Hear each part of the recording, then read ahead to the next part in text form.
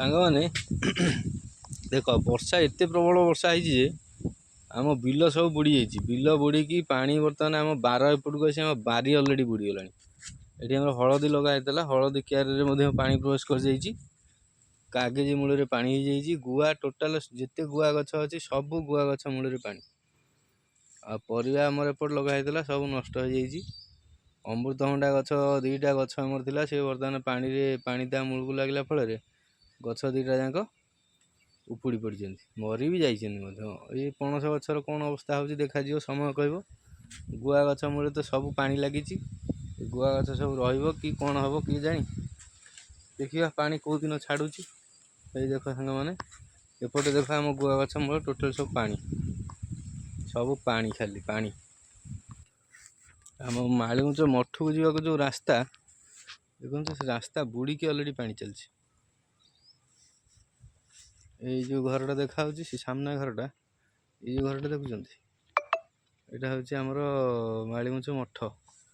ମଠରେ ବହୁ ଫିଷ୍ଟ ଭଲ ମନ୍ଦ ସବୁ ରାଜନୀତି ଆସି ସବୁ ଚାଲିଛି, କିନ୍ତୁ ରାସ୍ତାଟାକୁ କେହି ହାଇଡ଼ କରୁନାହାନ୍ତି ନା ଢଳେଇ କରୁନାହାନ୍ତି, କିଛି ନାହିଁ। ବର୍ତ୍ତମାନ ରାସ୍ତା ବୁଡ଼ିକି ପାଣି ଯାଉଛି, ଆଉ ମଠକୁ କେହି ଆସୁନାହାନ୍ତି।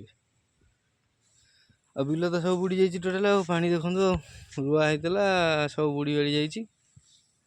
ଆଉ ଏପଟ ଆମର ଏଇ ଚକଟା ବି ପୁରା ବୁଡ଼ି ଯାଇଛି। ପ୍ରାୟ ସବୁ ବିଲ ରୁଆ ହେଇଯାଇଥିଲା, ବର୍ତ୍ତମାନ ପାଣିରେ ସବୁ ବୁଡ଼ିକିନି ଅଛି। ପାଣି କେବେ ଛାଡ଼ୁଛି ଦେଖାଯାଉ। ନଈରେ ପାଣି କମିଲେ, ପାଣି ନଈକି ଗଲେ ଯାଇ ପାଣି କମିବ। ଆଉ ସେ ପର୍ଯ୍ୟନ୍ତ ସବୁ ବୁଡ଼ିକି ରହିବ। ଏପଟେ ଆମର କଦଳୀ ହେଇଛି, କିନ୍ତୁ କଦଳୀ ଗଛରେ ଆଉ ଢିରା ଦେଇ ହେଉନି ନା ଭଣ୍ଡା କାଟି ହେଉନି। ଆଉ ପାଣି ତ ଅଛି, ତୁମେ କ'ଣ କରିବ? ଭିତରକୁ ପଶିକି କେଉଁ କିଛି କରିହେବ? ଆଉ ଏମିତି ସବୁ ପରିସ୍ଥିତି, ପାଣି ସବୁ ପାଣି ଘେରରେ ସବୁ ରହିଛି। ଆଉ ଏଇଟା ଗୋଟେ ଦେଖ, ଆମର ହରିଙ୍କ ମେଲଣ ପଡ଼ିଆରୁ କିଳା ପଡ଼ିଆ ହଳଧରପୁର ଯିବାକୁ ଯେଉଁ ରାସ୍ତାଟା, ଇଏ ପୋଲଟା ବର୍ତ୍ତମାନ ଭୁଷୁଡ଼ି ଯାଇଛି। ପୋଲ ଭୁଷୁଡ଼ିବା ଫଳରେ ପାଣି ଚାଲିଛି, କିନ୍ତୁ ରାସ୍ତା ଧୀରେ ଧୀରେ ଖାଇବା ଆରମ୍ଭ କଲାଣି। ଟୋଟାଲ ନାହିଁ କିଛି ଆଉ ଏତିକି ଭୁଷୁଡ଼ି ଯିବ ଆଜି କି କାଲି ଭିତରେ। ଆଉ ଏପଟେ ପାଣି ପୁରା ଦେଖନ୍ତୁ କେତେ ପାଣି। ଇଏ ସବୁ ବିଲ ରୁଆ ହେଇଥିଲା, ବର୍ତ୍ତମାନ ସବୁ ପାଣି ଭିତରେ ବୁଡ଼ିକି ଅଛି।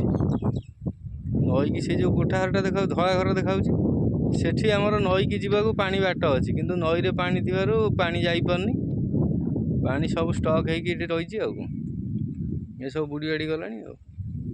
ଆଉ ଏ ରାସ୍ତାଟା ବି ଖାଇଗଲାଣି। ଆଉ ଏ ରାସ୍ତାଟା ଖାଇଗଲା ପରେ ସରିଲା। ଆଉ ହରିଙ୍କ ମେଲଣ ପଡ଼ିଆ ଆଉ ହଳଧରପୁର ବା କିଳା ପଡ଼ିଆକୁ ଯିବା ରାସ୍ତା, ଏଇଟା ହେଉଛି ସେଇ ରାସ୍ତା। ଏଇଟା ବିଚ୍ଛିନ୍ନ ହେଇଯିବ। ଆଉ କେତେ ପାଣି ଦେଖନ୍ତୁ। ଆମ ବାରିରେ ତ ଯାହା ଫସଲ ଲଗା ହେଇଥିଲା, ବାପା ଲଗେଇଥିଲେ, ସବୁ ଯାଇଛି। ଆଉ କିଛି ନାହିଁ, ସବୁ ମରିଗଲାଣି ଗଛ।